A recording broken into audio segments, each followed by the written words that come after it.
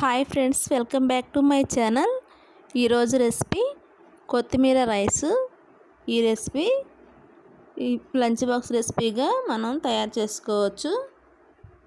చాలా టేస్టీగా ఉంటుంది. ఈ రెసిపీ కోసం ముందుగా ఒక పెద్ద కట్ట కొత్తిమీరని శుభ్రంగా కడిగి ముక్కలుగా కట్ చేసుకున్నాము. దీన్ని మిక్సీ జార్లో తీసుకున్నాము. మీడియం సైజు 3 టమాటాలను కూడా మిక్సీ జార్లో ముక్కలుగా కట్ చేసి తీసుకోవాలి. కొంచెం అల్లం వెల్లుల్లి రెబ్బలను కూడా తీసుకొని మెత్తని పేస్ట్ లాగా మిక్సీ పట్టుకోవాలండి. ఈ మిశ్రమాన్ని పక్కన పెట్టుకుందాము. ఒక క్యారెట్ ఉల్లిపాయలని ముక్కలుగా కట్ చేసి పక్కన పెడదాము.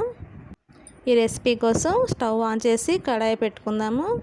ఇందులోకి 2 స్పూన్ల ఆయిల్ వేసుకుందాము.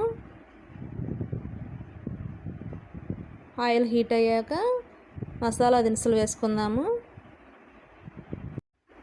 చెక్క, లవంగ, యాలకులు, బిర్యానీ ఆకు వేసుకుందాము. ఇవి కొంచెం వేగాక మనం ముందుగా కట్ చేసి ఉంచుకున్న క్యారెట్ని, ఆనియన్ కూడా వేసుకుందాము. ఆనియన్, క్యారెట్ని బాగా వేయించుకోవాలి. ఆనియన్ గోల్డెన్ కలర్ వచ్చేంత వరకు వేయించుకోవాలి. అలాగే క్యారెట్ కూడా పచ్చివాసన పూర్తిగా పోయేంత వరకు వేయించాలి. ఆనియన్, క్యారెట్ బాగా వేగిపోయాయండి. ఇప్పుడు మనం ముందుగా రెడీ చేసి ఉంచుకున్న కొత్తిమీర, అల్లం, టమాటా పేస్ట్ ఉంది కదా, ఆ పేస్ట్ని ఇందులో వేసుకోవాలి. పేస్ట్ వేసాక ఒకసారి కలుపుకోవాలి. ఇందులోకి 1/2 టీ స్పూన్ పసుపు, 2 టేబుల్ స్పూన్ల కారం వేసుకోవాలి. అలాగే రుచికి తగ్గట్టుగా 2 టేబుల్ స్పూన్ల సాల్ట్ను కూడా యాడ్ చేసుకుందాము.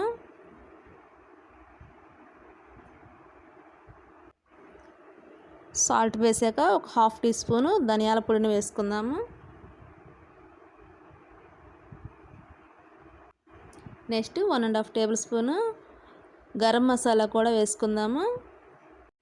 ఈ మసాలాలన్నీ పేస్ట్కి పట్టే విధంగా కలుపుకోవాలి. ఈ పేస్ట్ పచ్చివాసన పోయి ఆయిల్ సపరేట్ అయ్యేంత వరకు వేయించుకోవాలి.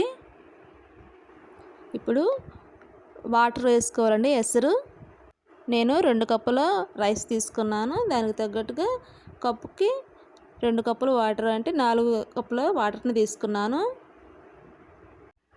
ఎసరు రెడీ అయిందండి. ఎసరు తిరుగుతున్నప్పుడే మనం ముందుగా కరిగి పెట్టుకున్నటువంటి రైస్ ఉంది కదా, ఆ రైస్ని వేసుకోవాలి. రైస్ వేసాక ఒకసారి బాగా కలుపుకోవాలి.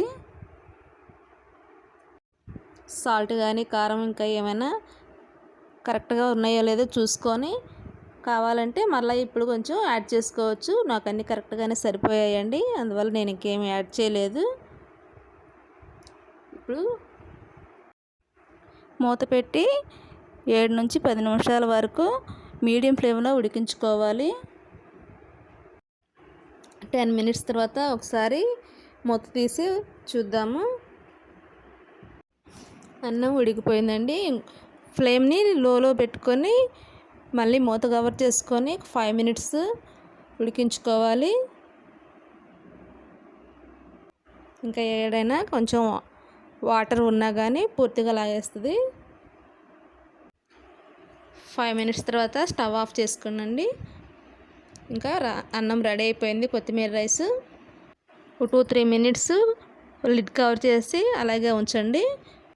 అన్నం పొడి పొడిలాడుతూ బాగా వస్తుంది. ఇప్పుడు దీన్ని వేరొక ప్లేట్లోకి సర్వ్ చేసుకుందాము. ఈ కొత్తిమీర రైస్ ఎంతో టేస్టీగా ఉంటుంది అండ్ హెల్దీ ఫుడ్.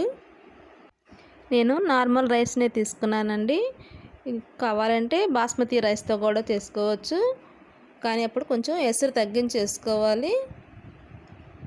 ఇది నార్మల్ రైస్ కాబట్టి నేను 1 కప్పుకి 2 కప్పులు వాటర్ వేసుకున్నాను. అదే బాస్మతి రైస్ అయితే 1 కప్పుకి 1.5 కప్పు వాటర్ మాత్రమే వేసుకుంటారు. చూసారు కదండి కొత్తిమీర రైస్ ఎలా చేయాలో. ఈ రెసిపీని మీరు కూడా మేము చేసిన పద్ధతిలో ట్రై చేయండి. మీకు ఎలా కుదిరిందో కామెంట్ చేయండి. ఈ వీడియో మీకు నచ్చితే లైక్ చేయండి. మీ ఫ్రెండ్స్ అండ్ ఫ్యామిలీ మెంబర్స్కి షేర్ చేయండి. కొత్తగా చూసేవాళ్ళైతే మా ఛానల్ని సబ్స్క్రైబ్ చేసుకోండి. ఇంకో మంచి రెసిపీతో మరలా కలుద్దాం. Thanks for watching my video.